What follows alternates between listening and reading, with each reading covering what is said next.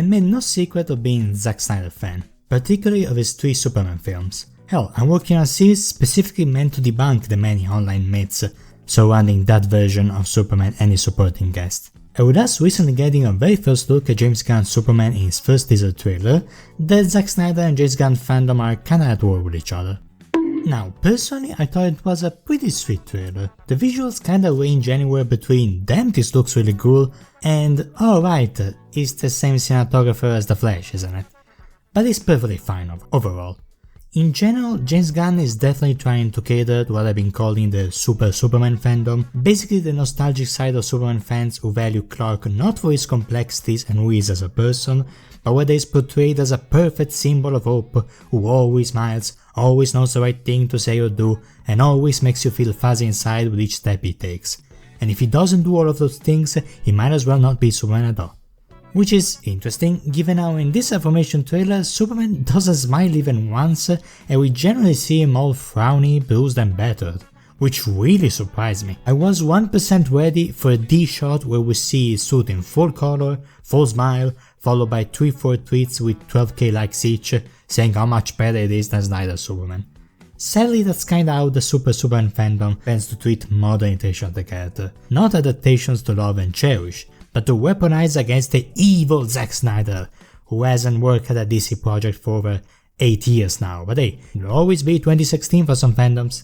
That aside, another interesting Gunn vs Snyder conversation that came to my attention, and yes, consider this video a mini episode of sorts for my DCEU Superman Defense Series, is regarding David Corenswet's Clark Kent, and how his, albeit brief glimpses at goofy mannerisms, apparently further reiterate how much Zack Snyder, quote, "just didn't get it, man." Now, Snyderverse Clark Kent, played of course by Henry Cavill, was already clowned on for, quote, "just being Superman with glasses, not changing his mannerisms or voice, being too cool and so on and so forth." It's kinda like the Superman equivalent of Andrew Garfield's Peter is too cool from the Amazing Spider-Man series, which is funny given how many similarities these two have. But let's get into the history of Clark Kent as a character, and whether David Corenswet is following an established tradition that Henry Cavill squandered, or if they're both proper Clark Kents but in different ways. I'm Marco Quitton, remember to like, comment, subscribe, and look at this video. I'm sorry man, obviously I'm on the Snyder side of things, but that's just funny.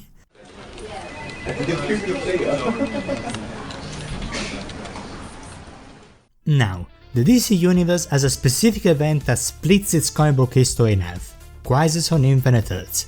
Everything before that is pre-Crisis, everything after that is post-Crisis. Got it? Awesome, I love you. Mwah. As I went over in my Snyderverse Lois Lane video, early Superman disguised himself as Clark Kent and put on the facade of essentially a sexist coward, which rightfully angered Lois Lane to no end. This got later sorta adapted to the Christopher Reeve film series, with the go-to iconic scene of those films being this clip that once made the rounds on Twitter every 2 months or so, with the caption "look how he transforms into Superman just by standing up, masterful acting" or something. Christopher Reeve, rest in peace, deserves every ounce of praise he gets for his performance. I have my opinions about the films he's in, but I 100% see why this is Superman in all caps for many. However, his goofy bumbling off approach he puts on for his Clark is something even Reeve himself got tired of. That after 2 films worth of bumping into doors, by now I should know where the doors are. In general, these films treat the character in more a fairy tale coded way, let's say, where everything is just much more exaggerated, with Superman getting new powers depending on what the plot needs and so on and so forth. This falls perfectly in line with the pre-Crisis / Silver Age type of Superman, when everything was much more lighthearted and silly back then, because angry parents thought that Golden Age Batman snapping necks was a bit too much for kids to handle. And DC realized you can sell way more Batman lunchboxes if you make them for all ages, so they kinda stuck with that approach ever since. There's a famous Superman story which was meant to, let's say, cap off the journey of pre-Crisis Superman, that being All-Star Superman, in which we find yet again the Hunchback approach. This story also features a scene where Superman deems the Clark Kent disguise so important that he would rather kill prison inmates with freeze breath, leaving them to be shattered by Parasite, than risk any chances of compromising it. No remorse or apologies whatsoever. Talk about cold-blooded. Anyway, this story and era in general are very nostalgic for many, hence why you'll see many reference it again and again nowadays, despite, everything that came between that and now, namely, the death of Superman. So basically DC was out of ideas, and they decided to kill off Superman. Now keep in mind, this was when the Crisis reboot already happened, so this was already a new universe, new Superman, post-Crisis Superman. This is the Superman that Doomsday kills, a young and less experienced one that dies relatively early on in his career/reboot, making it quite funny how when Batman v Superman did that, apparently it was a crime against humanity. But the marketing around this event, and frankly the reaction of both in and out of universe crowds, almost makes you think that the one in the coffin was the Superman, the one that's been there since 1938, which would be pre-Crisis, but it's really not. The writers just play into the idea of doing something entirely new with this character, arguably the most serious thing ever done in Superman's history at that point, meta-blending the "whoa, we never did this, see some serious stuff" into the story. And even by the time Superman inevitably came back, that kinda was the general tone of DC at the time, serious. You know how the Batman fandom has this whole question of whether Bruce Wayne is the mask, Batman is the real self, or the other way around, or neither? Well, Superman kinda has a version of that.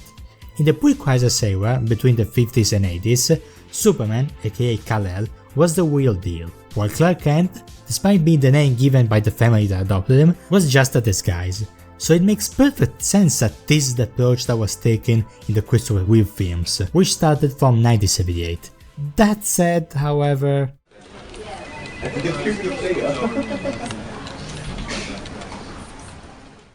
The idea of Clark being awkward, clumsy or dorky was 100% original to these movies, which exaggerated those qualities for comedic effect. But if you looked into the original 1940s comics, Clark is not a dork, nor is he clumsy. Hell, by the 50s he was almost kinda badass.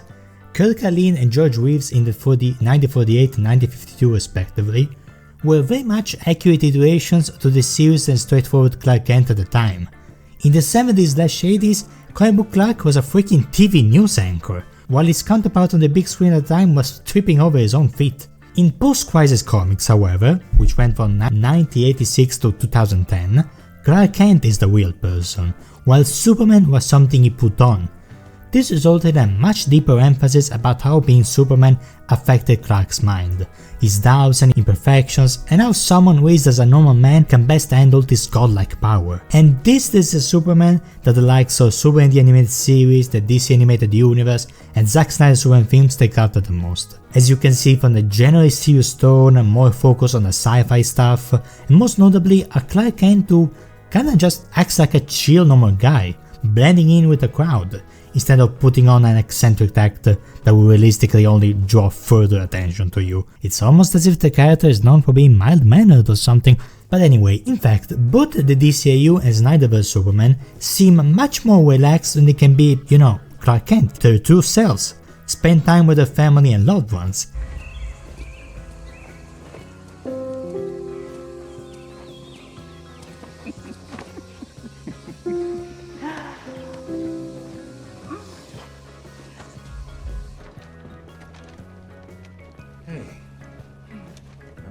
Cook.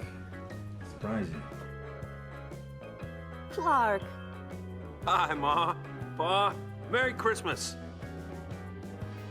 Have you been eating, dear? You look thin.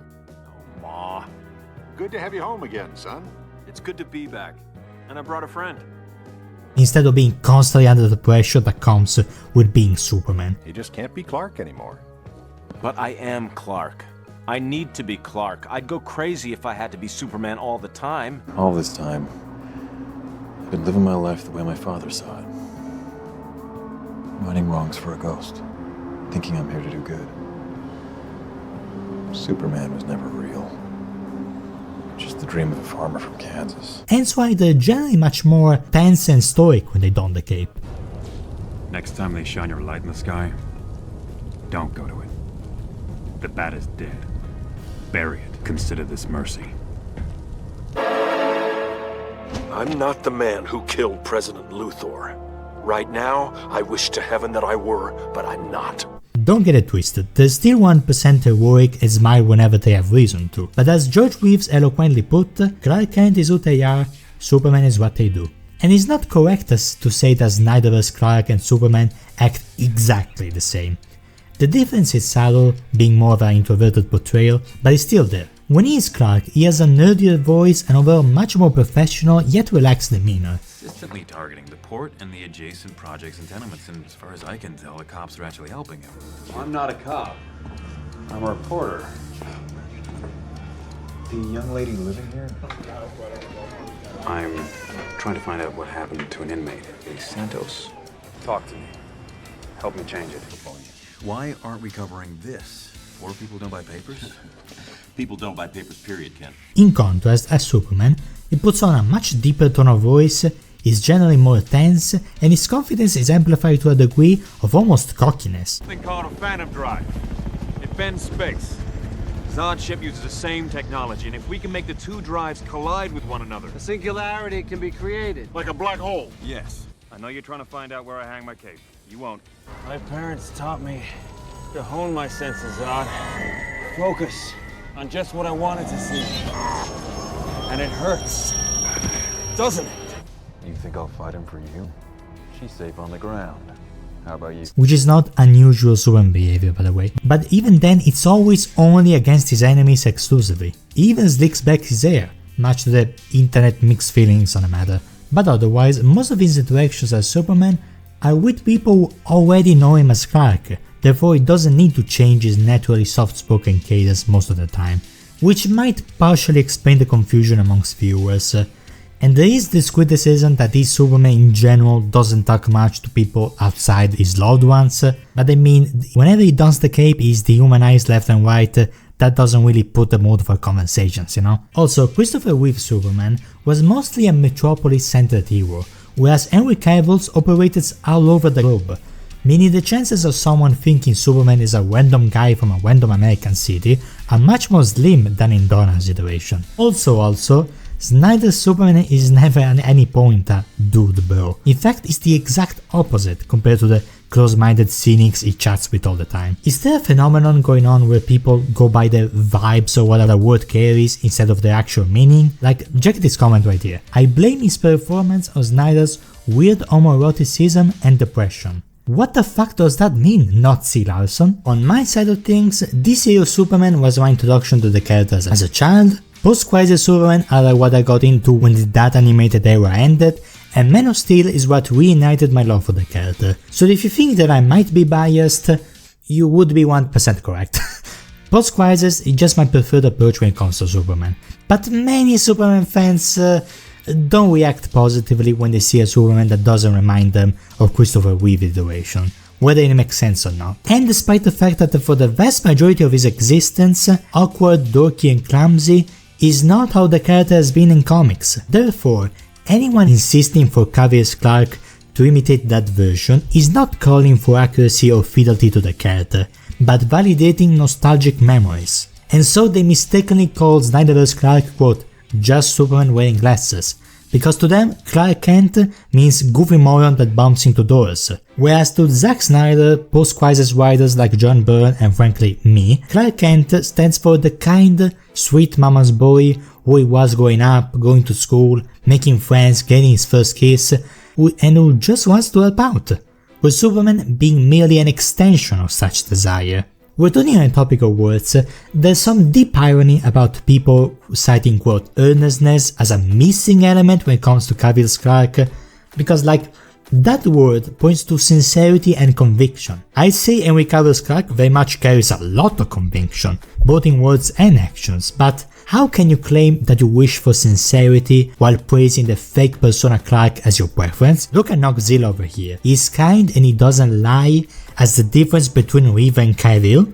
I mean, sure, they're both nice people overall, but don't tell me that Christopher Reeve's Clark/Superman stood for truth anywhere beyond paper. This performance was very entertaining, in a goofy screwball sort of way, but the more you think about it, the more it feels iffy. Like, he basically constructed an entire persona that does not resemble his real self at all, pretending to be someone he's not, lying to the people he loves the most as they interact with a mere performance. This is why I'm not a fan of this approach, because if we weren't talking about Superman, you soon realize I'm basically describing a sociopath. Between these, him erasing Lois Lane memories when he deems fit, and his cold-blooded all-star self, I don't think it's unfair to say that this era inherently adds some questionable morality to the character, rather than having the character morally question himself. Yeah, I'm not a fan. Yet despite that, you will never have a shortage of people insisting that yes, this is the right approach for a character who supposedly stands for truth and justice. That nostalgic memory is always the perfect thing to integrate for someone called the Man of Tomorrow, and anyone who tries to modernize it just doesn't get it, man, according to many fans. And I mean, I can't 100% blame them.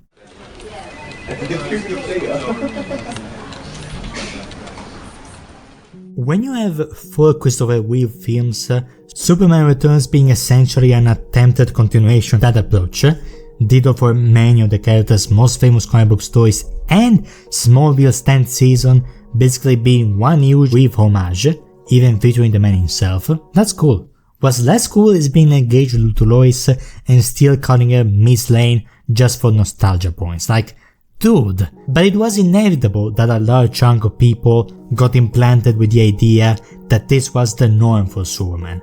This whole goofy Ken thingy didn't even make it into the comics until Christopher Reeve fans got hold of the pen towards the mid-late 2000s, and DC has been capitalizing on that crowd, creating this illusion that Clark Kent has always been like this, calling it, quote, Clark Kent from the comics, despite being more accurate to a movie than any pre- or post-crisis source material. The last time I saw someone gaslighting a planet so successfully, I was watching a Christopher Reeve film. Seriously though. Jeff Johns, Grant Morrison, Mark Waid, writer after writer, artist after artist, Superman storytellers have been adamant about this nostalgic image of Superman being endorsed, homage and unquestioned, whether it's just sprinkling in some Reeve's isms in their stories, or hell, making that their entire identity. I'm gonna talk about you one day, Secret Origin. One day. And if anyone does disagree, just create straw man of them for Superman to lecture in what's basically the comic book equivalent of nice argument. Unfortunately, I drew myself as the Giga Chat. These authors I mentioned, by the way, are major supporters of the Superman idea, as they much rather present the character as a virtually perfect idol who merely masquerades as a man. Countless readers have been taught to love stories around heroes refusing to evolve or ask they're in the wrong. That was treated as a brave, noble stance, resulting in a fandom that now sees any kind of perceived change or complexity as some kind of threat. Let Superman be Superman, and so on. Which is interesting since Superman 2 was the last time this approach resulted in a smashing success among mainstream audiences. Superman 3 and 4 had disappointing box office performances, and while Lois Lane, the series that came right after, did well per se, even that caved in when the network presented any challenge. The only real success at the time was Smallville, because they catered to a different audience altogether. Then its last season went for Christopher Reeve anyway. There was Superman Returns, which flopped.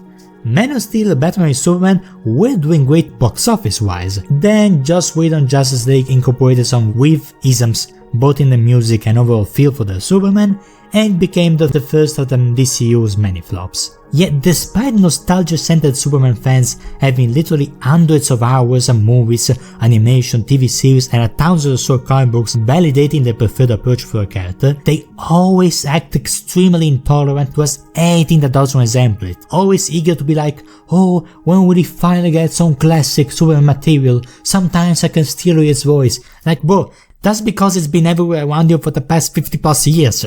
That fact won't change just because we got 2 serious Superman films 8 years ago. And despite the online insistence that mimicking Christopher Reeve approach is the key for the character to be successful once again, general audiences just don't seem to agree. Many say, oh, people think Superman is boring because of Zack Snyder, Injustice and The Boys. But this notion fails to realize that those 3 stood out / became semi-popular because of the half-a-century-long foundation Superman media has been retreading over and over and over again. That is what general audiences actually mean with, quote, Superman is boring. They mean Superman is predictable, because that's what it's been marketed as for decades, that's what it's been encouraged for decades. I can see the beauty and simplicity of Superman's altruism, as just a guy who wants to help, but he is not the one-note character fans infuriatingly keep pushing for. When Superman and Lois, the latest live-action Superman iteration that you should totally check out because it's actually pretty fucking peak, first dropped, people weren't talking about Tyler Hoechlin's amazing performance comforting his dying mother, or the seriousness of raising a superpowered child with amplified super senses. No, everyone was gushing over this one flashback scene of Clark being awesome while wearing a colorful outfit. In a shocking turn of events, the people who want Superman's character to be nothing but "I'm nice and I say nice things," basically a mascot more than a person, super over the man, talked about this scene ad nauseum, to the point where some deadass started wondering if the show consisted of this one scene alone. The actual series is totally much more serious and in line with the Snyderverse films if anything, which was intentional as confirmed by the showrunners. Yet ironically the anti-Zack Snyder crowd kept on raving about this clip like, why can't Zack Snyder understand we want the character to have as much depth as a Hank in the Cat poster? Oh why? Where? Basically celebrating an image of the character entirely devoid of nuance or anything that actually makes for a person. Not even Joss Whedon being a piece of shit of a human being stopped many from praising his Superman. All because, come on, at least he smiled and he said the word justice, because when you're doing Superman, is there really anything else that matters? Like, you know, being an actual character? But these people don't actually want Superman, they want the theme park version of Superman. Complex characters and mythos are boiled down to a few staples and fun catchphrases, reiterated for the sake of reiterating them, and thus you end up with people turning their pants white just because the tagline "Gunn Superman" references the old "it's a bird is a plane" quote. Early 2010 comics tried to let the character evolve once more, but then when it still came out, people acted as if one Superman film not centered around nostalgia was basically a war crime, and thus DC cracked back with nostalgia ever since, bringing it back in the mid-2010s with Rebirth. While the new 52 Superman, basically the successor of the post-crisis one, wasn't exactly perfect, at least it was trying to do something different. I honestly think that the decision to arrest the character back by the time of Action Comics 2000s, presenting this smiling, classic pose, Trunks wearing Superman like, "Here it is, the snack we weren't giving you for one full minute is back, now you won't starve," honestly led to, in my opinion, more artistic harm than good for a character already stuck in a loop. To be fair, there were attempts here and there to bring the character back to his liberal origins, in which he takes a much more proactive approach against some scumbag politicians. But since this is the same fandom that starts crying whenever Superman has laser eyes on for more than 2 seconds, this got replaced by a version that takes its son to war memorials instead. America. Superman, as it currently is in dire need of both storytellers and fans that are okay with the character being allowed to evolve, to move forward, from both an artistic and a business standpoint, and for people to stop slamming the "so yet Superman doing Superman things" button just because someone suggested that not every single Superman property has to exist with the sole purpose of fuzzy feelings. Take the newest Elseworld story for example, Absolute Superman. It takes the character in a whole new direction with refreshing plot twists, meaningful lore additions, and an utterly gorgeous visual direction. If you want something new to jump on with no established media to check out first, Absolute Superman is the proof that Superman can still be refreshing. So, James Gunn, tell me, which material do you take in consideration for your upcoming Superman film?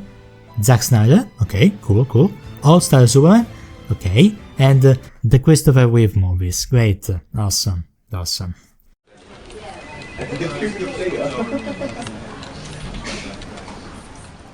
So yeah, in conclusion, Snyderverse Clark Kent is accurate to the post-crisis era Clark Kent. James Gunn's Superman is, at least from what we've seen so far, gonna be accurate to a vibe originating from a film that kinda takes after pre-crisis comics, but honestly became its own thing ever since. Let's say, Reeve accurate. Obviously, you're perfectly allowed to prefer one or the other, or neither, or both, but if you see people saying that this approach is the quote, true comic book accurate one, you might wanna link them this video. Maybe tell them to like and subscribe too, that would be neat. Until then, I'm gonna drink some water, you do the same. Oko Krypton, hoping I made your day slightly better.